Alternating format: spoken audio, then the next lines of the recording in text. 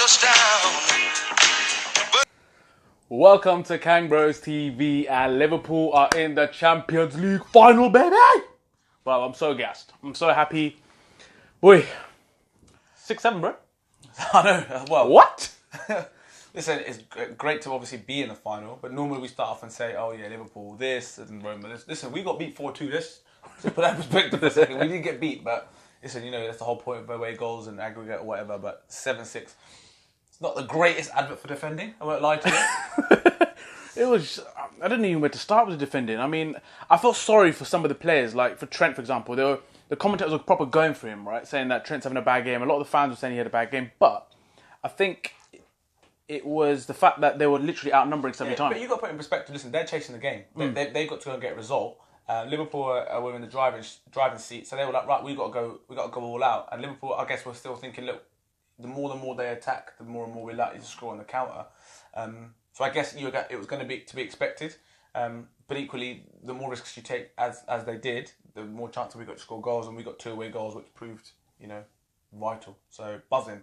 And listen, as I said, I'm a defender. So for me, I'm looking at that thinking, someone said, if looking at that, you're thinking, well, that's not great if you're a defender. But listen, it doesn't matter. You're through to the final, so enjoy it, lap it up. Yeah, I mean, I don't really care what result we got in the other day. I was predicting 2-2, and I thought I was going to be right. And then let's talk about some of these goals. Do you think? First of all, do you reckon 7-6? Right? If someone neutral was to look at it, they think that Roma were in this game, and it was a very close encounter.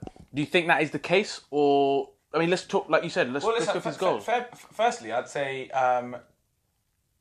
we started poorly today. Let's just bring it back to that. We started poorly today, but that's credit to Roma. They got out the blocks fast, and that atmosphere was lively. But when we scored our goal, we capitalised on a mistake, and that's the one thing I was really happy about today. We actually capitalised. We punished a mistake. We stayed in the game. We rode the waves a little bit, and then boom, got the goal. And all of a sudden, the crowd went boom, quiet, and that was important.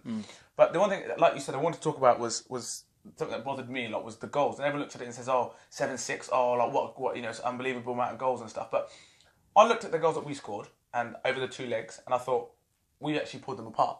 There's been times where they've been at 6s and 7s and not a clue what's going on. Now let's look at the goals that we conceded over the 2 legs. So the first leg, 2 goals. First one was a Lovren error. Mm-hmm. People make mistake errors, it happens, right? But it was an error. It was something that should have been eradicated. Second goal was a penalty. Now I told you how I feel about that. That's not a penalty for me. That's not a penalty. And after looking at some of the decisions over today, fuck me. Do you know what I mean? If that's a penalty, like that, honestly, the one on Mane. And then the one they gave to Klavan. I mean... And don't get me wrong, I know that you can argue, say, Trent was the handball today when he made that great save. but again, it wasn't like it was an unnatural position. But, if you're going to give penalties for the one that you give against Milner and the one against Klavan, then Trent's a stone waller, and, it's just... I don't know. But anyway, going back to the point, so Milner penalty, today's game, own goal. The most freakiest of goals that I've seen. The second goal... Again, it goes back to the point that I've made a number of times, and I really hope that people are backing me on this, but we need a goalkeeper. He made some good saves today, which he did, but you're a goalkeeper, that's your job. You're a shot stopper, is supposed to stop shots, right? But to palm that where he did, there was no pressure on him. He knew where it was going, and he's palmed it right into Dzeko's foot. And as I said, credit, because he kept us in the game today a few moments, but you'd want to keep her at world level. De Gea isn't doing that. I'm sorry, I don't think Oblak's doing that. Yeah, I'm going to have to agree with you. I think people who actually are massive fans of Karius, I know they are, and they think that he will become a huge star in the future. They believe in him, which they should. But, I mean, that mistake, again, it just adds up. And these are crucial games. And luckily for us, we had a cushion in terms of goals. And if we're going to look at the final and things like that, there's something to be worried about. You can't be doing that. You can't be messing about like that with the likes of Ronaldo and your Benzema. I've said it for a while, and I don't want to jinx the final, is that I just hope that Karius or Lovren don't let me down. And I just think those guys have got mistakes in them, and Karius proved it today again. Yeah. We needed him to be thinking. And you're right. Listen, we don't want to get too negative on stuff like that, but listen, that goal was Karius palm, which was a poor one. Trent's mistake as well, you've got to be honest, and for all the good that he's done, It goes back to the point about him playing for England. He isn't ready. I don't think he's ready. If you're going to take him along for the experience, fine, but he isn't ready to be playing for England just yet. He's doing really good things, and he's in a final with Liverpool, which is unbelievable, but I don't think he's quite ready to be playing for England just yet. That's my personal opinion. So I know people have disagreed with me, and I've been hammered for it already, but that's my opinion. Nangolan's strike. Listen, he had, at that stage of the game, he didn't even celebrate. I think, they had so much time. So much time, and that's poor. It was dealt with poorly, but I guess sometimes, I've said it sometimes as well, you think, well, you want someone to shoot from there. Could you back yourself to, your keeper to save or whatever? He's got away with it. It's a great strike. It's a fair strike, and it's a goal. And then the last goal was a penalty, which honestly, come on. It's never a penalty in any league, in any country, any time zone, any era. Nothing. It's not a pen. But that's the problem. That can't be, just because Liverpool have won now and it hasn't cost Liverpool. It's going to get wiped under the carpet. It shouldn't. You should be looking at that and thinking, right, okay, hold on. There's got to be repercussions for that, because that's not a penalty.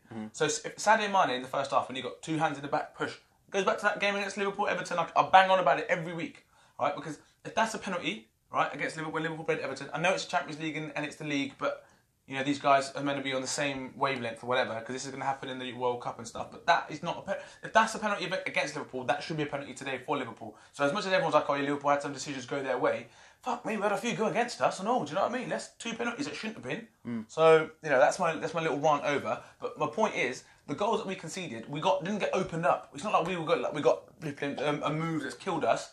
It was just, I've just gone through them. Goals that I look at and think, just neither here nor there. Do you know what I mean? Obviously, yeah, we've conceded. The fact of the matter is we've conceded 6 goals over 2 legs, which ain't great.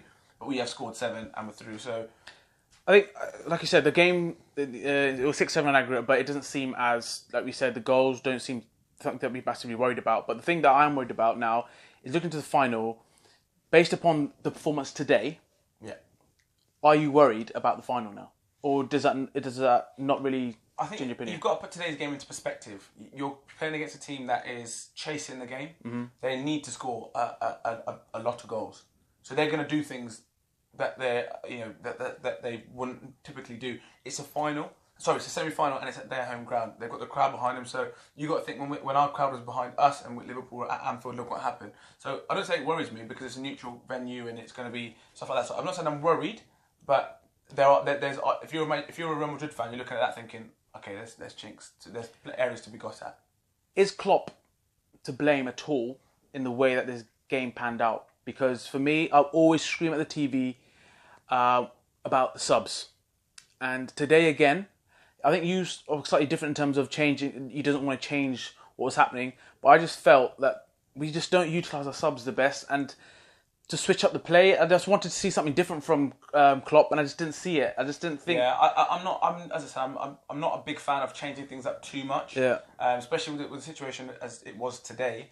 But I must admit, I thought the midfield 3 were flat on they're just out on their feet because they ran. Genie ran his arse off. Well, they both, all 3 of them did. Yeah. And I don't think Henderson and Milner did what they had to do today. But I thought Genie was just everywhere. Just literally, you watch him head down running. Second half, they realised that they were targeting Trenty, so his job was to shield him. He was on that side and then coming back in.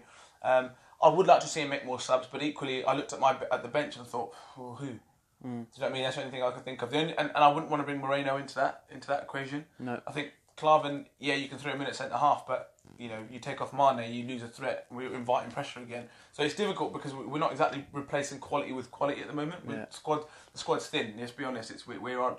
Does that worry you for the final? Well, we've got a little bit of time now. So, but then saying that, Ox is out for the season. Emre wasn't going to get back anyway. Lallana should be back. But he's not fit enough to play. It doesn't look like he's fit enough, and Emre, he's not going to get. I don't think he's going to get played anyway. No, he's not going to get. I don't think he'll get played anyway. Yeah. But yeah, again, the squad's thin at the moment. And obviously it's something that we need to address in the summer. But I thought, listen, you can't take anything away from what we've achieved over so far. I know it sounds like we're being a bit negative because I guess there are areas that you have to be worried about, and I'm sure people who are Liverpool fans would agree.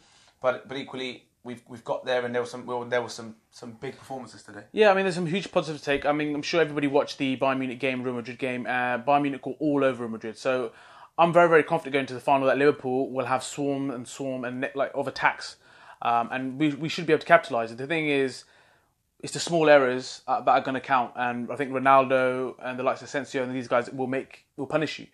Isco's and that. Yeah, they will punish you. But I think we have one of the best, if not the best, attack in the world right now. Right, so I think we have to be confident. And like you said, it's one game. It's not over two legs. One game, anything can happen.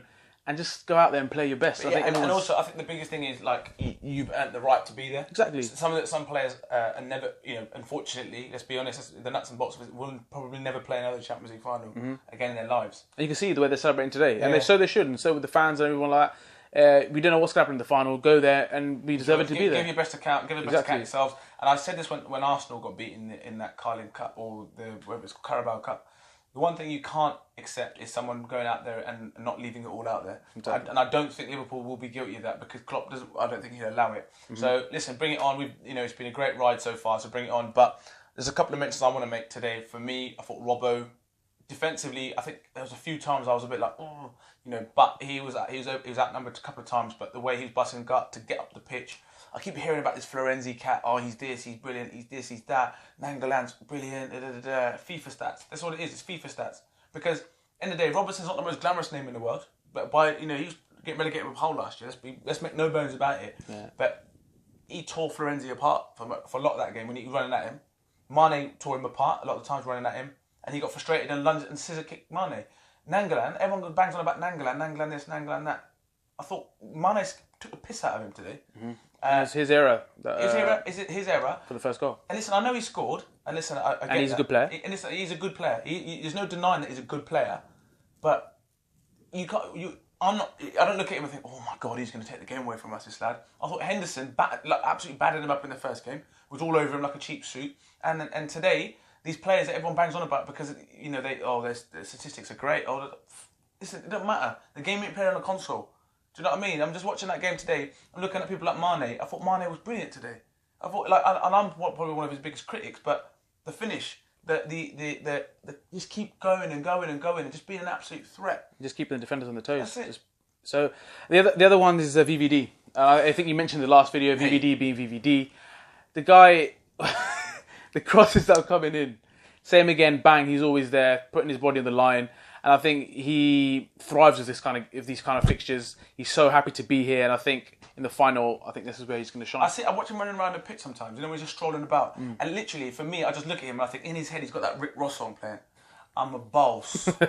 I'm a boss. Because it's just like literally, I'm just chilling, just calm as you like. He's digging people out when they're not doing their business. I tell you what worries me, and like you said it again, you said it earlier, and I don't want to get too negative or anything like that because we are through to the final, but. It's your boy Lovren. I know he turns up for games and big games and whatnot, but listen, he got booked in the first half in the 44th minute, and I know the free kick was dead, but why are you putting yourself in that situation? There was no need to do what you did. Yeah, I think you're right, but you also said it earlier. Is just forget that everything that's happened, right? Go into the final, like you said. This might be the only time you get that chance. Go in there, put everything on the line, and I'm sure Lovren will. But I hope he doesn't. He gets emotions take over him, right? So I just hope it doesn't. I mean, he seems really excited and as he should be right now, and all the players should be. So I mean, let's look forward to it.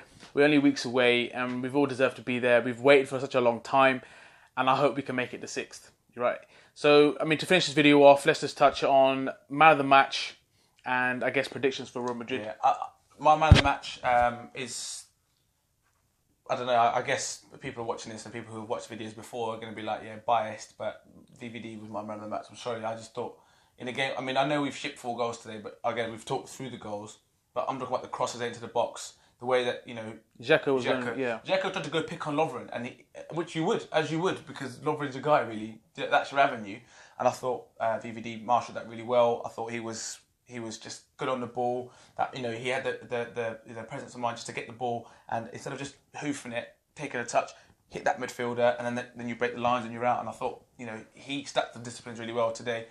For me, I always go for work rate, and for me it was Gini, literally head down, up and down, supporting the strikers and defence. And he got a goal. And he got a goal. And obviously there were some times where we needed a bit of composure. He turned around, spun around, went back. Because there was times with Firmino, you said today, even though how great he is, he was losing the ball really cheaply today. We needed to hold the ball a little longer. and they were forcing the passes sometimes. And sometimes Gini would just go back and keep it simple, and that's what I think we needed today. And I thought Milner would do that for us. Didn't quite do it all the time. Hendo was just battling away, but once again wasn't taking control of the game. So I'm going to go with Gini. And let's do it. I mean, predictions for the final. Anything can happen. We know that, but listen, don't be no pessimist. Shit, we're in the final. Listen, I'm just going to say, listen, I'm not even going to go into that. I'm literally going to sit on the fence. People are going to gun me for it, but I'm just happy that we're there. It's been a great ride. It went back all the way to Hoffenheim. Remember that when we played against those guys to even have to qualify and all that sort of stuff. So listen, I'm just going to enjoy it and just take the day as it comes and enjoy the game. 3-1 Liverpool. I think it's going to be a surprise for. I think it's going to be a surprise for Real Madrid. But I'm going to go with 3-1 win for Liverpool, and I don't really care. I mean, as long as we can win, that's what matters to me. If we lose, we take it on the chin. But I mean, everyone, let us know your opinion on this game, especially because is it something that we should be worried about? Or do you think it was just because of the situation of the game that it turned out or panned out this way? And I mean, give us your predictions for the final. And do you think we are good enough to beat Real Madrid? So let us know your opinions on that. And don't forget to share, like, and subscribe. Peace.